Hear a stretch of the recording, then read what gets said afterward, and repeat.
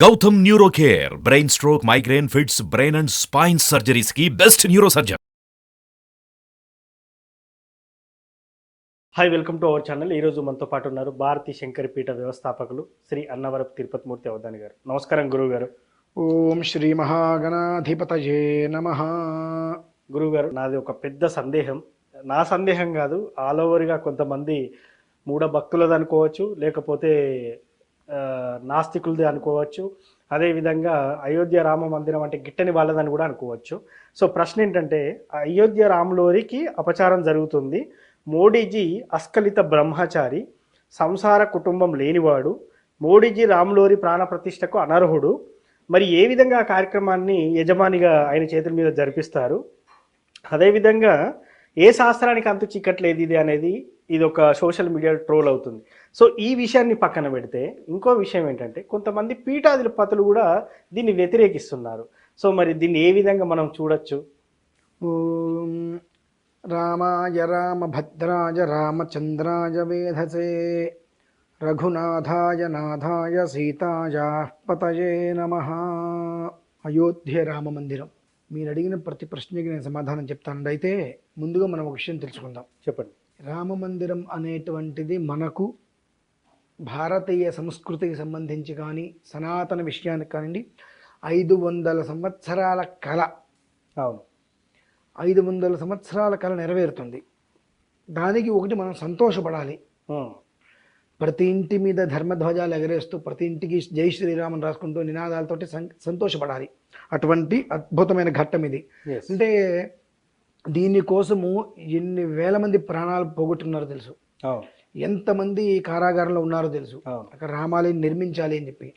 అటువంటి వారందరి యొక్క ప్రాణ త్యాగాలకి నిలువెత్తి నిదర్శనమే రామ మందిర నిర్మాణం అని మనం చాలా గొప్పగా చెప్పుకోవచ్చు. అయితే ఇక్కడ మోదీ గారు, ప్రధానమంత్రి గారు అస్ఖలిత బ్రహ్మచారి అన్నారు కదా.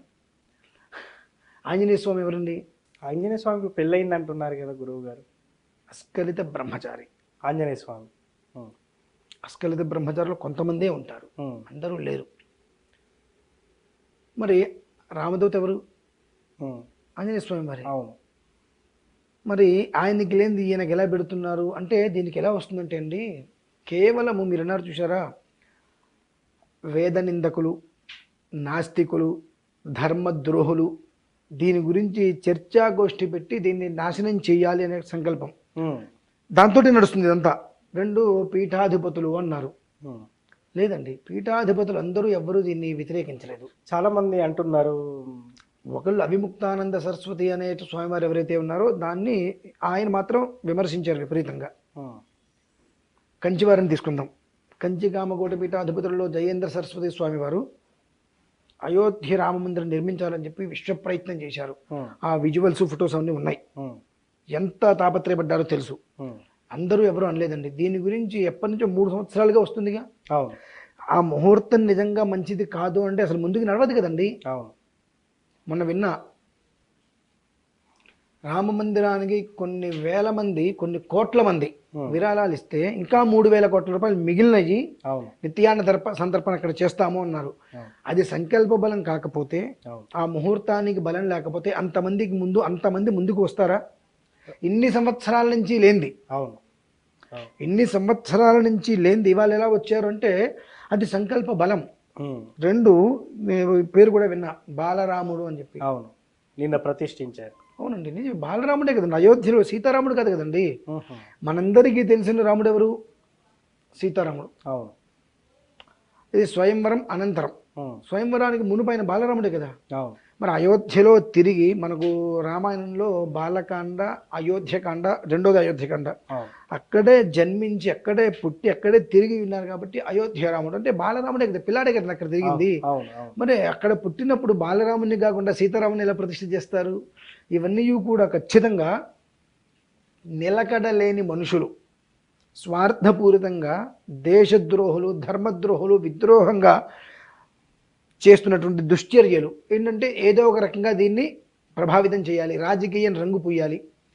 దీని మీద అల్లర్లు తీసుకురావాలి, గొడవలు తీసుకురావాలనేటువంటి చేసేటువంటి చిల్లర ప్రయత్నము అంటారు దీన్ని. అంటే ఇది తప్పు కాదంటారు. మోడీజీ సాక్షాత్ మోడీజీ కొంచెం కాస్త కూస్తో హనుమంతుతో సమానం అన్నట్టుగా మీరు చెప్తున్నారు. కాస్త కూస్తో నేనండి, ఇన్ని సంవత్సరాలలో ఎవ్వరి ద్వారా నిర్మితం కాలేకపోయింది, ఎవరు చేయలేకపోయారు.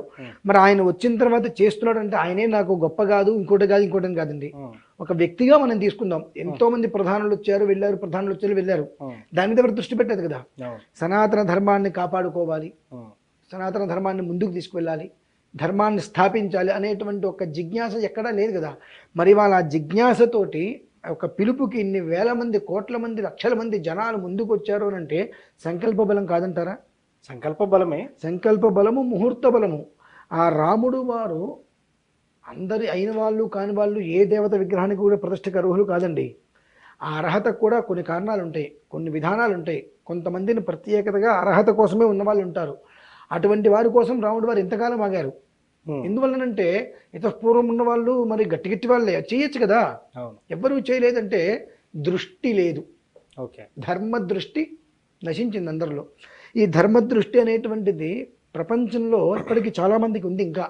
కాబట్టి అంతమంది కలిసి మన రామ మందిరాన్ని నిర్మిస్తున్నారు. దానికి మనం సంతోషపడాలండి. ఎందుకంటే నిన్ననే నేను ఆరుమూరు అటు వెళ్ళొచ్చానండి. ఆరుమూరు వెళ్తుంటే ప్రతి ఇంటికి జై శ్రీరామ్ అని రాసి ఉంది. సూపర్. ఆ గ్రామం మొత్తం తిరిగా. జై శ్రీరామ్ అనేటువంటి ఇంటి ముందు నామం లేని గడప నాకు కనిపించలేదండి. రెండు వైపులా ఎంట్రన్స్ అవుతుంది జై శ్రీరామ్ జై శ్రీరామ్. ఎంత ఆనందపడ్డానంటే నేను 500 సంవత్సరాల తర్వాత రాముడు వారు మళ్ళీ ఆయన ఇంటికి ఆయన చేరుతున్నారు. ఎక్కడెక్కడెక్కడెక్కడెక్కడ తిరిగేశారు, మళ్ళీ ఆయన స్వగృహానికి ఆయన చేరుకుంటున్నారు అంటే ఎంత పండగండి. దీన్ని కూడా నానా విధములుగా భ్రష్టుత్వం చెందించాలని ఒక దురుద్దేశ్యంతో ధర్మద్రోహులందరూ కలిసి దీని మీద దండయాత్ర చేస్తున్నారు అనేటువంటిది అక్షర సత్యం. ఇందులో ఎలాంటి పీఠాధిపతులు కానివ్వండి, కంచి పరమాచార్య స్వామి వారు కానివ్వండి, శృంగేరి పీఠాధిపతులు కానివ్వండి, వీరెవరు కూడా రాంగ్ స్టేట్మెంట్లు ఎవరు ఇవ్వలేదే. ఎవరో ఒక పీఠాధిపతి ఆయనకి ఆధిపత్యం ఇవ్వలేదనో, ఆయన్ని అక్కడ తీసుకొచ్చి రాముడు వారి పక్కన పీఠం వేసి కూర్చోబెట్టలేదో, ఇంకోటినో కావచ్చు. పీఠాధిపతికి రాజకీయంతో సంబంధం ఏంటండి? మరి ఇలాంటి సమయంలో పీఠాధిపతులు సమన్వయం వహించాలి కానీ రాజకీయం చేయొద్దు కదండి. అదే నేను అంటున్నానండి. రాజకీయం ఏంటి? ఇప్పుడు కంచివారు ఉన్నారు, వారెవరు దాని గురించి చెడుగా మాట్లాడినట్టు ఒక దాఖలాలు లేవు ఫస్ట్ ఆఫ్ ఆల్. కాకపోతే సెకండ్ శృంగేరి వారు కూడా దాన్ని విమర్శించింది ఎక్కడా లేదు కదా. మా అందరికీ కూడా ఆనందమే అంటున్నారు. ఎవరో ఒక మనిషి అన్నదాన్ని చిత్రీకరించారు పీఠాధిపతులు అని. పీఠాధిపతి అన్నటువంటి వ్యక్తి దాని పీఠాధిపతులు అంటే మన వాళ్ళందరికీ కూడా ఇదిగో పులి అంటే అదిగో తోకాంటం అనేటువంటి అలవాటే కదండి. ఆ రకంగా దాన్ని చిత్రీకరిస్తే మరుక్షణం వచ్చింది కదండి. మేమెవరం కూడా విమర్శించట్లేదు, మాకు దానికి సంబంధం లేదని కూడా వారందరూ కూడా చెప్పారు. అంటే ఇక్కడ కేవలము కూడా ధర్మం అంటే ఇప్పుడు మేకవన్నె పులి, గోముఖ వ్యాఘ్రం అంటే ఆవు మొహం పెట్టినటువంటి పులులు, మేకవన్నె పులి మేకలాగా రంగు మార్చినటువంటి పులులు, ఇటువంటి వారందరూ కలిసి ధర్మాన్ని నాశనం చేసేటువంటి ప్రక్రియ తెస్తున్నారు మినహాయిస్తే ఇంతటి గొప్ప యోగం అండి. బాలరాముడు అంటే రామాయణం గురించి కొంచెం తెలుసుకున్న చాలండి. ఇప్పుడు ఆయన దశరథ మహారాజు ఏడుస్తూ ఉంటారు. 16 ఏడులు నిండినటువంటి రాముడు అసురులతో యుద్ధం చేయటమా, నా పిల్లవాడు చేయలేడు అంటుంటే, అంటే విశ్వామిత్రుడు వచ్చి అడుగుతాడు, మహారాజా నేను ఒక యుద్ధం చేస్తున్నా అంటే నీకేం కావాలంటే అది ఇస్తా, వరం కోరుకుంటే నీ రాముని పంపించంటారు. అంటే ఆయన బాధపడతాడు. మీరు ఆడిన మాట తప్పుతారు నేను అనుకోవట్లేదు అని చెప్పి ఆవేశంగా వెళ్ళిపోతాడు విశ్వామిత్రుడు. ఇప్పుడు కులగురు వశిష్ఠుడు వాళ్ళు ఉంటారు, మహారాజా ఏమనుకుంటున్నావు, రాముడు అంటే ఎవరు, విష్ణువంశ, నీకు అర్థం కావట్లేదు, అసలు విశ్వామిత్రుడు ఎవరు అనుకుంటున్నావు, ఈ యాగం చేసేటువంటి దానికి రక్షకి రాముడు అవసరం, ఆ విశ్వామిత్రుడికి అవసరం లేదు. కానీ ఈ యాగం అనేటువంటి నెపముతో రాముడు వారికి కొన్ని మంత్రశక్తులను ఇవ్వటం కోసమే ఆయన తీసుకువెళ్తున్నారయ్యా, చక్కగా పంపించు అంటారు. ఆ సమయంలోనే రామలక్ష్మణుడికి బల అతి బల అనేటువంటి విద్యల్ని విశ్వామిత్ర మహర్షి ఇచ్చడం జరిగింది. అటువంటిది బాలరాముడు అక్కడ ప్రతిష్ఠిస్తున్నాడు. అందుకే దానివలన అంత శుభమే మినహాయిస్తే ఎక్కడా కూడా అపశృతి అపచారం అనేటువంటిది లేదండి.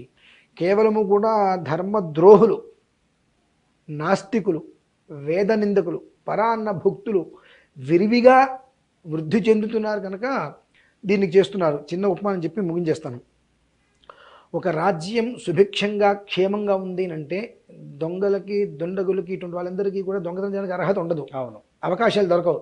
వాళ్ళందరూ కూడా ఒకటయ్యి రాజ్యం బాలేదని చెప్పి దుమ్మెత్తి వస్తుంటారు. అటువంటి ప్రక్రియ మినహాయిస్తే ఈ ముహూర్తంలో ఎలాంటి లోపం ఉన్నప్పటికీ కూడా ఇంతవరకు రాదు. ఆదిలోనే హంసపాదుంటే విఘ్నాలు చాగిపోతుంది. కానీ ఇన్ని కోట్ల మంది, ఇన్ని లక్షల కోట్ల, ఇన్ని వేల కోట్ల రూపాయలు డొనేషన్గా పంపిస్తే ఇంకా ఇన్ని వేల కోట్ల రూపాయలు మిగిలింది నిత్యాన్నదానం చేస్తున్నాము అని అంటే మరి అంత తేలికైన విషయం కాదండి. వాళ్ళ ఆలోచన కానివ్వండి, ఆచరణ కానివ్వండి ఎంతో గొప్పగా ఉంది. అక్కడికి మనం వింటూనే ఉన్నాం, గ్రద్దలు ఎక్కువగా వస్తున్నాయని, భల్లూకాలు అనగా ఆయన మన జాంబవంతుడు, ఇవన్నీ విరివిగా తిరుగుతున్నాయని చెప్పి ఇంతకుముందు ఎప్పుడు వినలేదుగా. అవును. ఇప్పుడు ఎందుకు వస్తున్నాయి అంటే రాముడు వస్తున్నాడు అక్కడికి, మా రాముడు అక్కడికి వస్తున్నాడు అనే ఒక ఆనందంతో అవన్నీ కూడా దర్శనం చేసుకోవడం కూడా అందరూ వస్తున్నాయి అక్కడికి. కాబట్టి ఇది లోకక్షేమమేనండి, అంతే తప్ప వీళ్ళందరూ కూడా దీని ఏదో పక్కదారి పట్టించాలి, దీనివల్ల ఏదన్నా మోడీకి పెద్ద పేరు వచ్చేస్తుందేమో అనే ఒక దుర్బుద్ధితో చేసేటువంటి దురాక్రమణ మినహాయిస్తే వేరే ఇందులో ఎలాంటి ఇబ్బందులు లేవండి. సంతోషం సార్. రామ మందిరం మీద వస్తున్న అపోహల గురించి, అదేవిధంగా రూమర్స్ గురించి మీరు చాలా చక్కగా వివరించారు. Thank you so much. చూశారు కదా, రామ మందిరంపై వస్తున్న ఏవైతే పీఠాధిపతులు చేస్తున్న కామెంట్స్ ఉన్నాయో దాని గురించి పూర్తి వివరణ ఇచ్చారు తిరుపతి అవధాని గారు. ఇది వాటి కార్యక్రమం. మరో కార్యక్రమంలో మళ్ళీ కలుద్దాం. Thank you.